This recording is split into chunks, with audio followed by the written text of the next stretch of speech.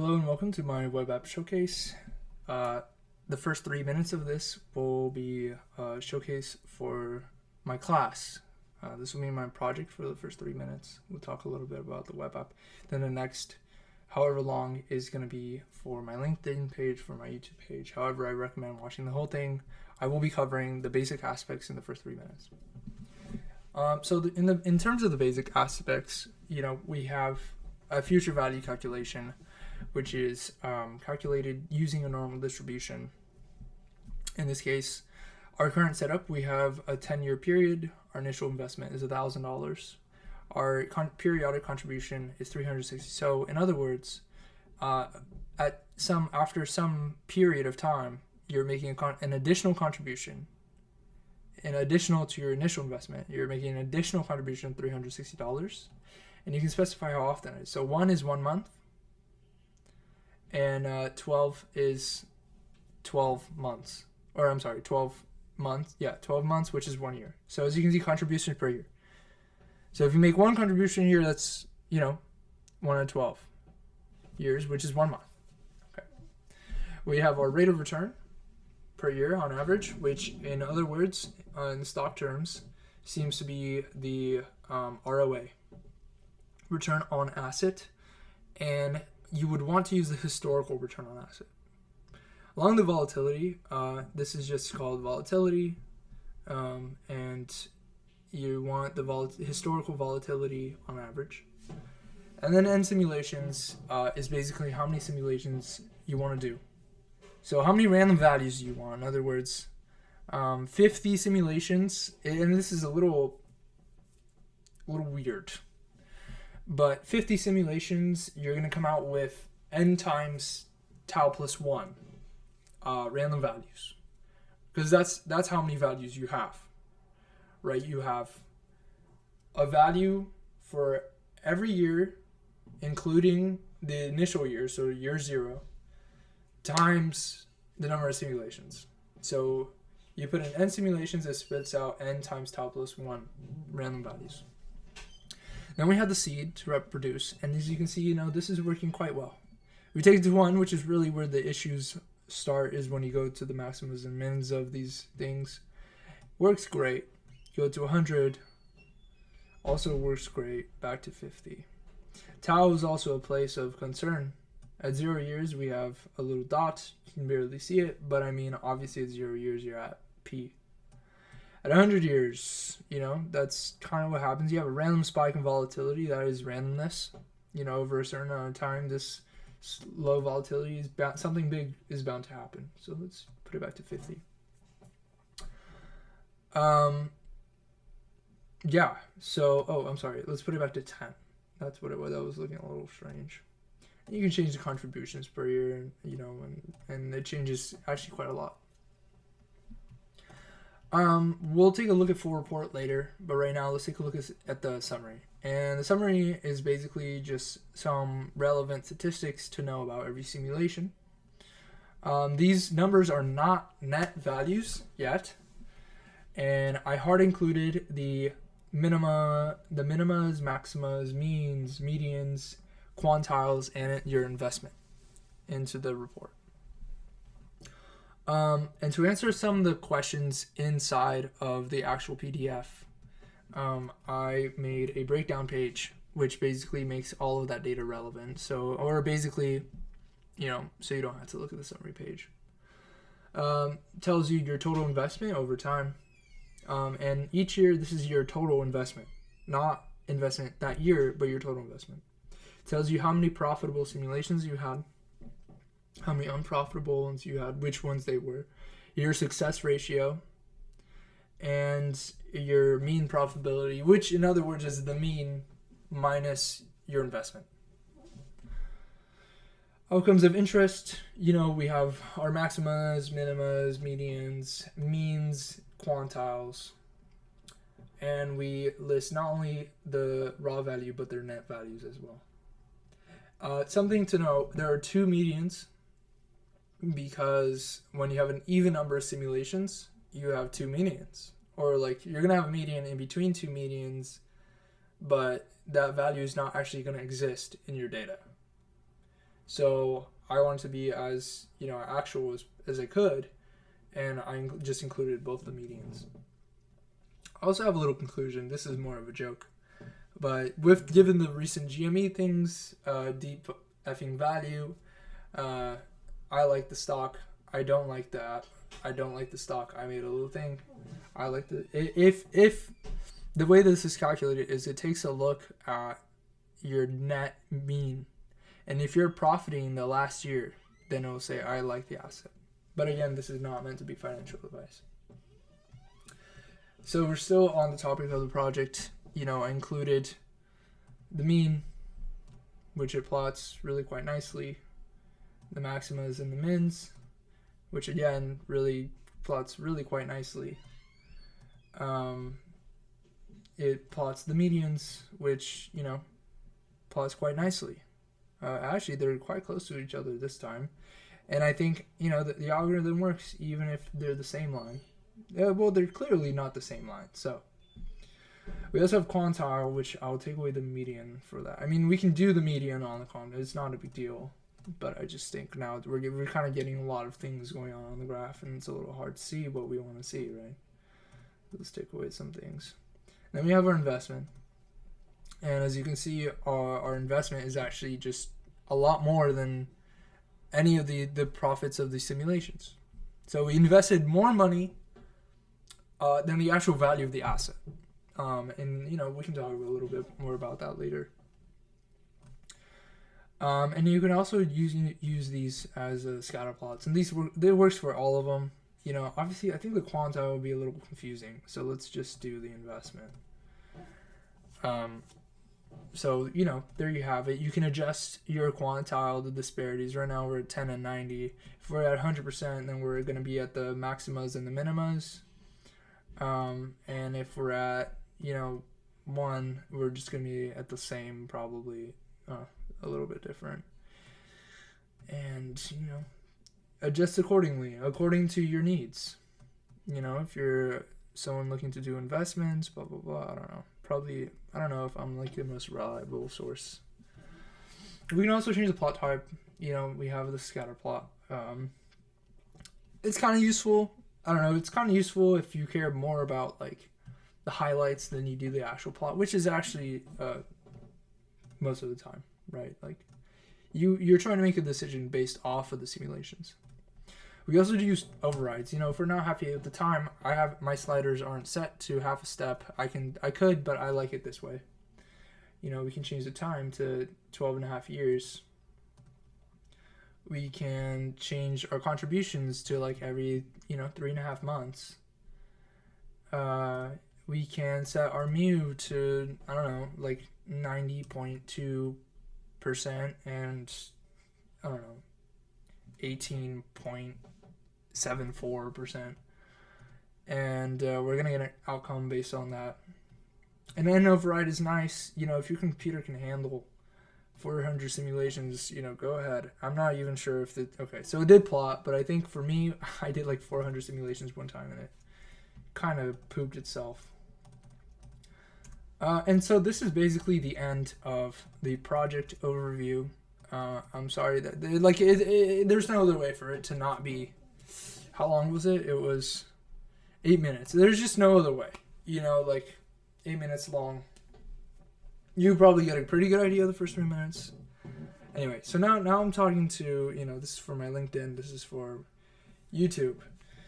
Some of the other features here. So, this is really cool. A really cool tool. You can compare your data, which is something, a friend of mine requested, basically. And basically, this is the Google stock data. And you can compare it against your simulations. Now, the Google stock data had a ROR, I think it was like 19 or 20%, and a volatility of like 22, 21. And as you can see, like, Google, it follows, or the simulations follow the actual data. And I've actually plotted Apple values too.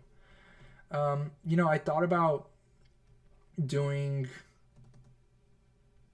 multiple files, but it's like, to me, it doesn't make any sense, right? Like, it had a similar ROR and similar volatility, but it doesn't make any sense. If you're analyzing like one thing, right? Like you're running in certain simulations. I don't know. Personally, to me, I think it makes sense for only one file. I don't know. Maybe it does make sense with more files. I don't know. We have a developer page which has my LinkedIn, by the way. If anybody's interested, Professor Sanchez. You know, if you ever need someone to do some simulations, some shiny work, please let me know.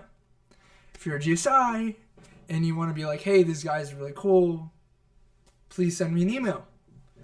Yeah, if you work for jobs in CS, data science, finance, send me a message. This is a console. It's in R. So it's an R interpreter, an R interface. You can do R calculations. This is an overview of what it does. You know, you can see the inputs of this web app. You can use their values. You can call functions. It's really nice to troubleshoot with. Of course, you probably won't be looking at the code right now. But yeah, it's super nice to troubleshoot with this. Very useful. It's very annoying to have to go back to your IDE every time you want to fix something. So now let's look at the full report. You got your number of years, your simulations by column. You have your, outcomes of interest. And also, I made it include the Apple stock or like whatever CSV file that you input. And it's actually quite interesting, the calculation, which I can talk a little bit more of that later, which, by the way, will be when I start talking about the code, it's going to be pretty long because I didn't comment it, stuff like that. You can calculate the net yield, which is basically just your returns minus your investment, right? Because that's what matters. Your returns are great and all, but and I think, let me check it. We do have some values which profited, so that's good. And on the breakdown, it should say we have some profitable simulations. Specifically, 26% of our simulations were profitable. So everything changes when you change the value. Now, we're kind of getting to that point. We can change the profits here if you want to make like $1,000 at least. Then it'll kind of do the calculation based off of that.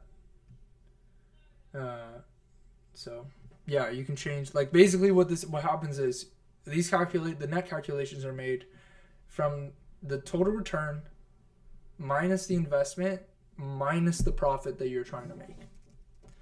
And at zero, you're just breaking even. So, and I think for the app, I think that might just be about it. So now I'm gonna take a turn here. I'm gonna start talking about the code, which, pretty cool. I haven't commented anything out. I'm just gonna warn you right now. Commented anything out.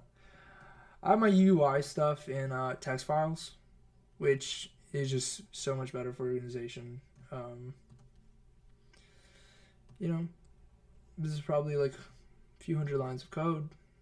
I don't know, probably like 500 lines of code altogether for inputs, I think. Something like that, something around there.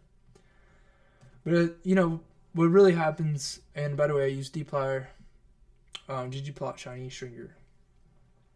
What really happens, which starts being cool, is, the calculations. So these are all our inputs, and they are reactive variables. There are some if statements and some for the overrides.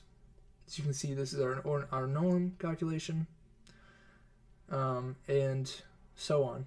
There's some unused things because I changed a lot of code. This is the FV calculation, the future value calculation, and this takes a lot of different variables, but in my code, it really just takes time. That's really what or years. It takes a vector of years. But in the console, you can actually call this function and use it and play with it with different rate of returns, stuff like that. Really, I did that to troubleshooting reasons. I have a raw. This is just like the base whatever. I just need to call it like a bunch of times. I don't know. I made one. Some of these things are unused. But this is kind of where everything started. This is where we started the data tables. And what's happening is, so we call the function. We do some calculations. What are the col numbers? What are the row numbers? And so we calculate the value and with an input of a sequence from 0 to tau, which is the number of years. And then we get the last row of basically all of the values in the last row. And that's going to be really useful to calculate maxes, mins, and stuff like that. And the reason you need this, because I went through different iterations. I made the mistake of sorting it at one point, and what happens is, it's random. So every simulation is not going to be like a nice little perfect like going up. So if you sort it, what happens is, if you sort it by row, the values are going to switch, right? So from like descending or ascending order, which is that's not going to be an accurate representation. Although, there's an argument to be made that it is random. More random. I guess it's less random, right? Because you're ordering it. Although it could have randomly happened that way. Anyway. And then we use the last row. So we sort the last row. But we don't save it. We sort the last row, and then we match those values with the last row, the original last row, and then we get those indices. So now we know the order at which you have your simulations, like in terms of final value, final future value. So now you know the ascending order. Although you don't have the values, you know the ascending order. And then you set, your ordered min is your first index of that order, and your ordered max is the last index. And for the medians, if your amount of cold numbers or your amount of simulations is an odd number, then you're going to have one median. If it's an even number, you're going to have two medians. So I had to adjust to that accordingly. One of the things with, data tables that kind of is weird for me is that in my experience, when I try to make a data table out of a matrix, what happens is it treats that matrix as one data table, like one column table. So then when I try to make any adjustments to it, like col names, stuff like that, or like calling certain indices, it doesn't let me because it's being treated as like one. So my workaround was I looped over the columns, and I made each individual column a data frame, and then I binded each data frame together. And I also named them using the sprintf function, which basically you give it a string, and you can kind of like, it attaches a number or whatever you want to it, So we calculate our minimums, which is we use the index inside. We use the index number of the future value matrix or table, which is inside a sorted list of those indices. So we call the first index of the sorted indices, and we get the minimas, which we then bind. And similar data frame processes. And then we do the same for the medians, and we do the same for the maximas. We do the same for the quantiles. The quantiles are a little bit more involved. Basically the way the quantiles are calculated is you get the two numbers divided by 100. You get the decimal amounts, and then you get the quantile back, and you put that as a numeric because you don't want it to say percentage. And then we need to find where that data is within our final future value table. And basically the way we do this is we subset. So we find all of the indices, which are for the low quantile, we find all of the indices, like less than indice that we specified. So actually the quantile data, to be more specific, is not necessarily like the plotted stuff is not necessarily 10 and 90 or whatever it is that you chose, although it's very likely to be. It's not necessarily 10 and 90. It's basically the closest to that. For the low quantile, I found all the numbers smaller than that, in which the indices are subsetted. So basically, I get back a vector, logical vector, and they say true or false on whether that indice is like less than or equal to that number. So then we subset our table, and actually we're using the last row. We subset that table, and then we get the max out of that, right? Because if we're looking at a minima and we find next smallest number in the list of small numbers, then we want the biggest small number, right? So we get that, and then we match that up with data. So we match that value with the big data. Or we match that value again with the last row. And now we have the location, the indice of the big row. And basically we do the opposite with the high quantile. So we find everything that's greater than that quantile, greater than or equal to, and then we get the minimum of that list of numbers. And then we match that with that value with the values of the last row, which spits out the indice of the big row. And that's basically just what's happening here. We set quantile low and high to that column in the big data set.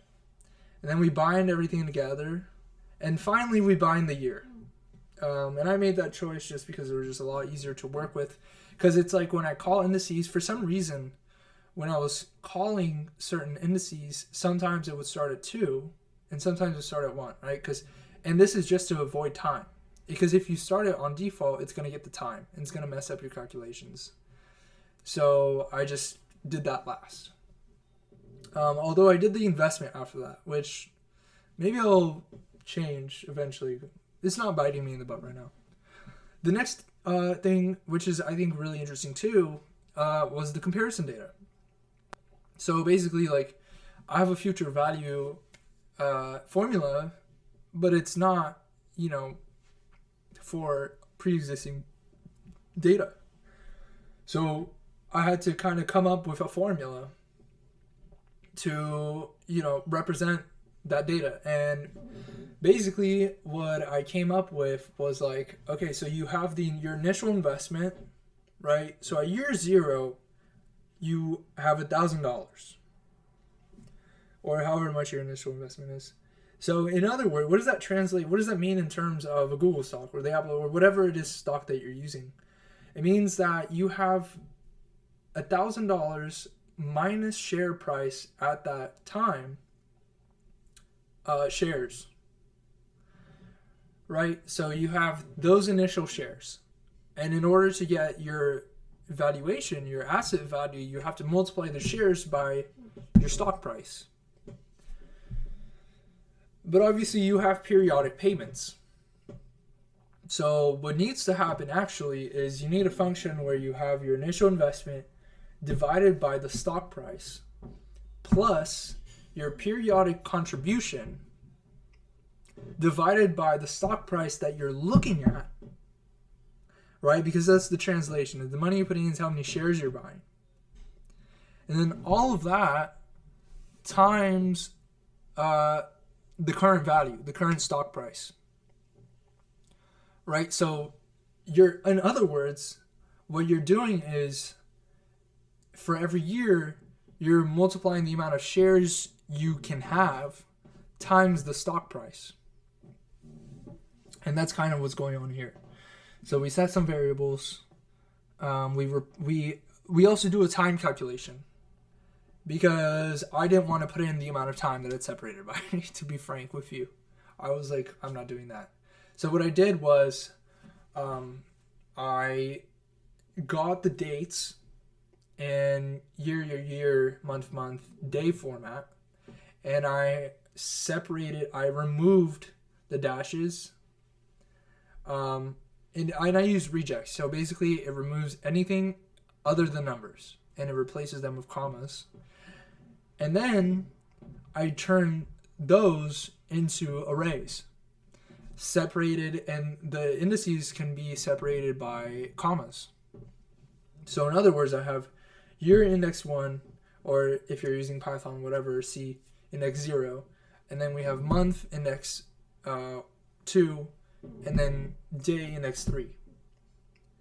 And then we do a vector subtraction, right? And so I base mine off of months. I think it just kind of was like nicer to work with, in my opinion, because years 12 months, 1 month is 1, and then the only time I need to use a fraction is like when I'm doing it in terms of days.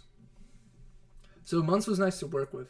So what it does is it subtracts all of the values in the matrix. It does a vector subtraction. So if it's the same year, it goes to 0. If not, it's 1, or however many. And then it sums those values up, and what's going to shoot out is like a month value. Yeah, so that's what happens. It shoots out a month value. And I'm looking at the code right now. Some time ago, I'm pretty sure I had made it so it's like it does a vector multiplication that's like for days. So basically it like multiplies the year by 12, months by 1, and then the days by 1/31. But it seems like maybe when I was working I forgot to do that again, so I'll probably fix that. And some other not really like important stuff. This is just kind of like the initial. So, and then this loop is kind of where everything comes together. So basically what's happening in the loop is, you're getting your change in time, and then you're multiplying that by the stock price. And actually stock price is not representative. It's more like the number, like the current index, kind of. It's like, yeah. If the period is 0, my logic is going to have a number over 0. So I had to make a specific if statement for that. So I basically just set it to 0. And then for all the other times, basically you have the elapsed time, which is your change in time times the index times like which stock price you're looking at. And if it's an integer, which I specified, that starts at 1 and adds 1 every time that if statement is true, right? Because your elapsed time is growing, but your kappa, your period, is not. So if you're doing every 12 months, so at 12, when your elapsed time is 12 months, that's true, and you make a contribution. When it's 24, it's going to be 2. Your integer is going to be 2. So you make a contribution. At 36, it's going to be 3. At all the other times, that ratio is not going to be an integer. But so we should set, our contribution as 0, because you're not donating, you're not contributing any money in those periods, unless it's like the period that you specified. So basically that does the calculation. You have your shares times the stock price, and you have your contribution set to 0 when it's not the period, and contribution set to your contribution when it is the period. And basically it just oscillates. And then here I'm basically just making that info a data frame so we can plot it. That's really just what's happening here. But also not only that, but basically when you get historical data, you're probably not looking at the amount of time that I am. You're probably not gonna be looking at tau years. You're not gonna be looking at the time. So we have to truncate it, right? So we have to get max a bunch of historical data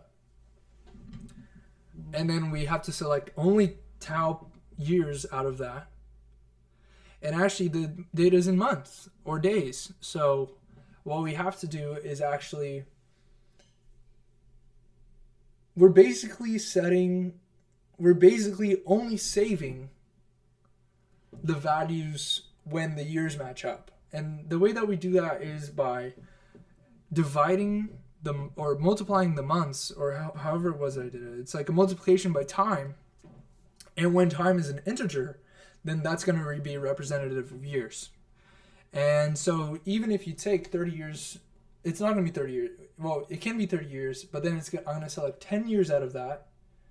And those are going to be in months. And then I'm going to only get the values that are happening every 12 months. So that's what's happening there.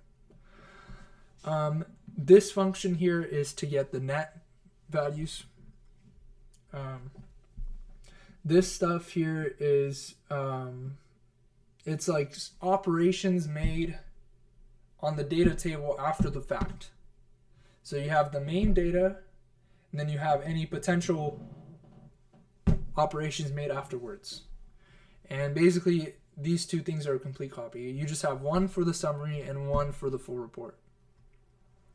So now we're going to talk a little bit about the plotting, which I tend to do my plotting just a little bit differently than everybody. I actually quite like this method. At first it is a little bit more, but I think it's just like, to me, it's just, at this point, it's almost easier to me.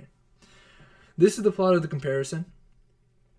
Pretty easy, because what happens is once I get that data for the stock or the asset, I actually append that to the existing data. Now the existing data is already being plotted. So in other words, I can just call that new column that I just did for Google, and then I can plot it straight away instead of having have to plot over a plot. You're just plotting new data from the same data frame, if that makes sense. Like you have a data frame, original data frame, you do a comparison, stock, asset, historical data, you append that to the data frame, and now your ggplot can actually access your Google data, which then you plot it. So the way that I do it, because of the structure of the data frame, because basically, by the way, before we start this, let's talk about future data or future value. So this function is vectorized, and I had some trouble with it before because you have mu, which has n times tau plus 1 values, and you have tau, which has tau plus 1 values, which I don't know, unless your simulation is 1, you're gonna have a problem. Because that's not a vector operation you can do. So what I ended up doing was, instead of having a vector of random values, I made it a matrix. So that's why I have n times tau plus 1. So I have a matrix of n columns and tau plus 1 rows.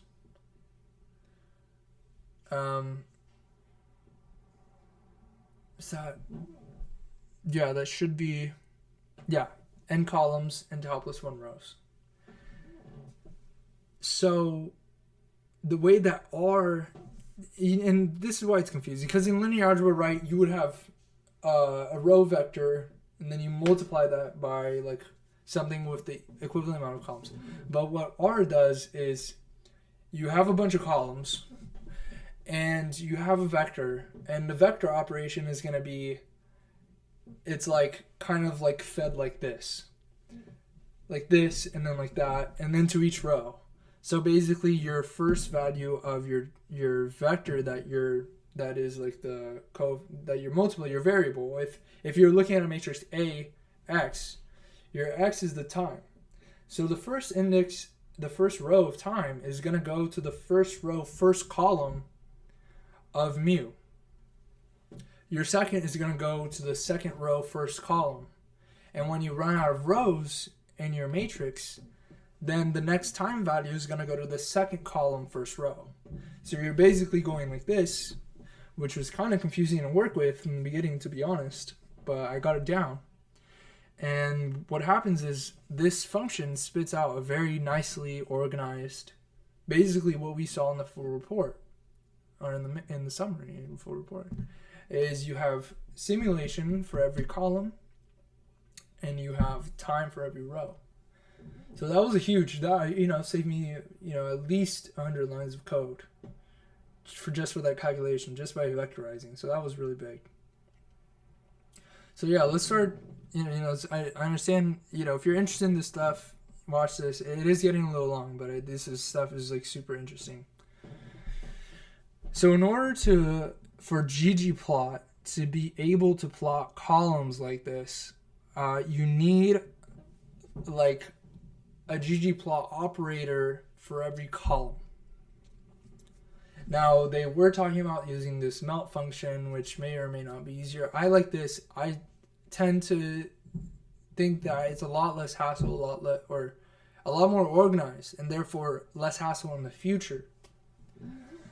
So you have your basic ggplot, and you tell it, okay, fv dot is your data. And I'm wondering, because it should be taking poststat. I think if I had poststat in here, actually, I'd even be able to plot like the stock lines, but it's already plotting. So, I don't know. It's working. I haven't commented this stuff.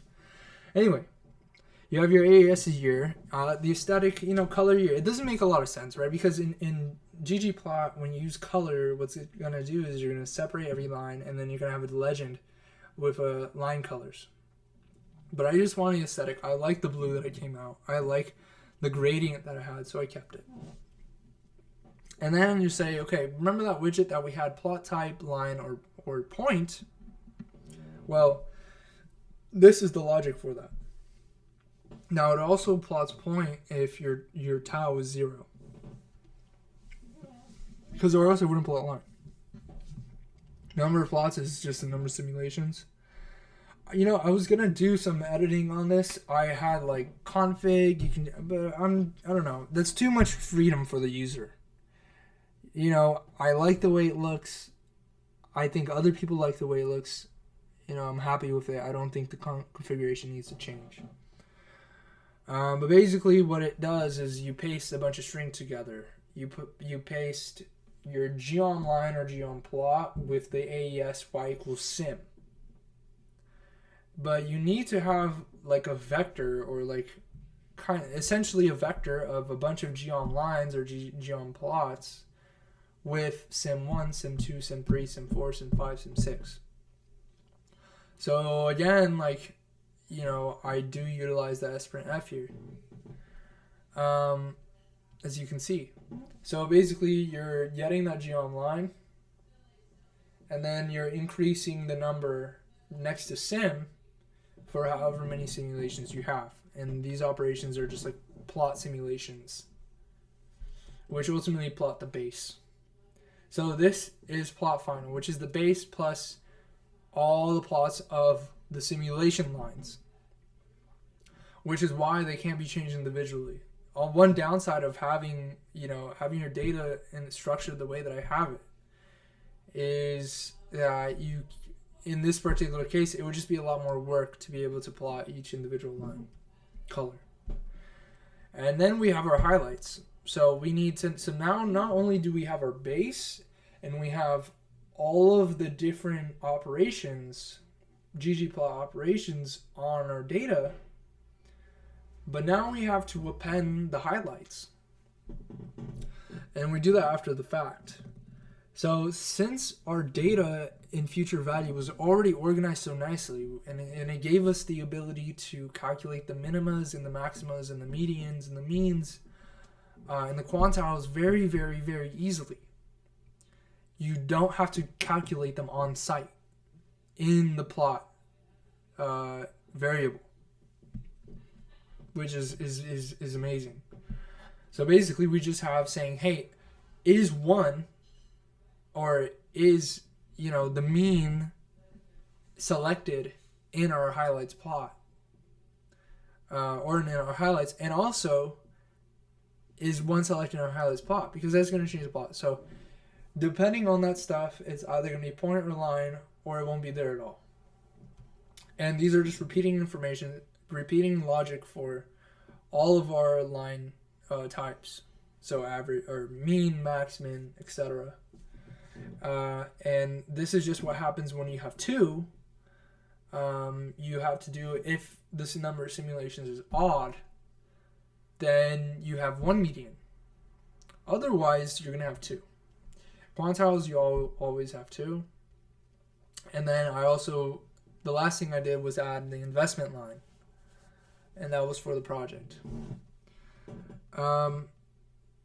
Yeah, and then it kind of combines all of that together. And then, in addition to that, if there exists a file, then it'll plot the file always. You can't turn that off. And it's kind of very personal. Like if you put in the data file, why didn't you have the line on? Why wouldn't you want the for? That's the whole point of putting the report, in my view. To each their own. And actually, I have no idea what happens if you plug in data that doesn't work. That's going to be really interesting. I haven't made a stop for it if it's not like a CSV. Haven't done that yet. Sorry. This is the output for the console. It's just you're taking text and you're evaluating it. This is the output for the plot. So you have the plot, the color. There are some things I was doing. In fact, I actually had this stuff under the console, but what would happen was you would get into the web app and the plot wouldn't plot unless you opened the developer tab and then went back to the plot. So that was kind of kaput. Then you have YLab, which probably just YLab puts FV as the Y. And then the minimal is going to specify the background of the line. And then the gradient color it's really not a gradient, right? Because the low and the high is the same color, so it's just light cyan. But it allows me to control the colors of the whole plot, which is nice. And then I got rid of the legend that I created since I had color and aesthetic instead of coal. That's just what's gonna happen. And maybe I could have done it. It's just at the time that I made it, I was having some issues, and this was kind of the workaround that I had to do. This is the output for the data. This is the output for the summary. This is the little thing that tells you what your percentiles are at as you move the slider. This is the fail-safe for the number of simulations, and it basically just says it has to be an integer, and it gives you a little message if it's not. This is a variable or the output specifically for your investments, which is used in the breakdown. This is the algorithm for the profitable simulations. If there are profitable ones, it'll display, or it'll give you a message there were no profitable. Likewise with the unprofitable, it's literally a copy and paste code with name changes. Profit ratios, so basically, what percentage was of simulations were profitable. And the way that I do that, which is, I guess, a little interesting, you're basically taking you get the last row. First you get your net profit. Then you take the last row of your net profit, and then you see which ones of those rows are greater than the specified profit. And then it shoots out the indices, and you get the length of that. So basically, in other words, the length of that is how many simulations had a final value greater than the profit, greater than or equal to the profit. And then you divided those by the number of simulations. Profit average, Really simple, just the net of the mean. You have your maximum outcome along with the net outcome, minimum, median outcome, mean outcome, quantile outcome, the conclusion, which is a little funny, and of course my LinkedIn link. And here's just the start of the server. You set it equal to app, and I actually, since I have a port opened, which maybe I should be saying that, but I have a port opened. I was able to host this sometimes and show it to other people, which was nice. In terms of the file structure, and this is kind of just, I think we're just about wrapping up here. Basically, I have a bunch of executable scripts, and they're all currently being run by Jupyter, and I do need to make like an app R or whatever it's called. But yeah, we basically call these executable scripts. They're really just like widgets. And yeah, so that's about it. Here's my LinkedIn. I just wanted to post this video so I haven't opened it in a while. But yes, that's about it. So, thanks for watching. If you made it this far, it's a 46-minute video. You probably won't have made it this far, but if you did, hello and welcome. Or thank you for watching. Yeah. Yeah.